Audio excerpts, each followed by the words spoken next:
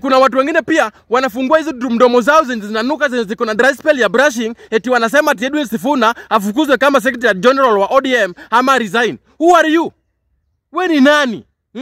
Mimi nataka kuambia ukweli, nataka kuwapea warning. Na hii ni warning ya mwisho. Mmekuwa ukisema hii kitu na tumekuwa tukinyamaza. Mmekuwa mkiongea na tumenyamaza. Na hii ni warning ya mwisho.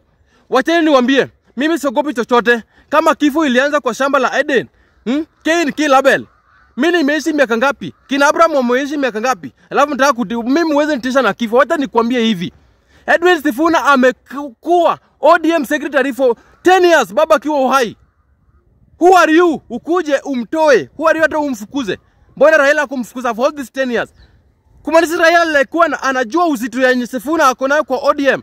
Na anajua vizuri angemfukuza ODM ingekufa hata kama baba hajakufa. Sasa nyinyi mtaka kutuambia nini? Nataka kuambia hivi. Kwanza kabla hujafungua hiyo mdomo yako useme ya kwamba Sifuna resign ama Sifuna afukuzwe, wewe jiulize wewe ni nani? Jiulize wewe ni nani? Sifuna ni secretary wa General Secretary wa ODM Kenya mzima na Afrika mzima. And who are you? Ini hukanga? Na kuambia hii ODM ni yetu. Na lazima mjue kwamba kuna mshindi na mshindaji.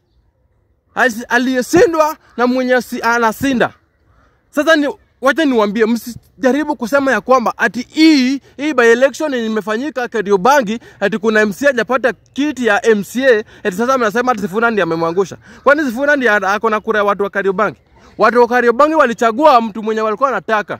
Na atunge walazimisha na ODM. Kama walikuwa wamekataa ODM, let's go. Kwani nyinyi mnatuambia nini? Nyinyi kina nani? Bandu tutawakimbiza hata kama ni mbio tutakimbia na nyinyi vibaya sana.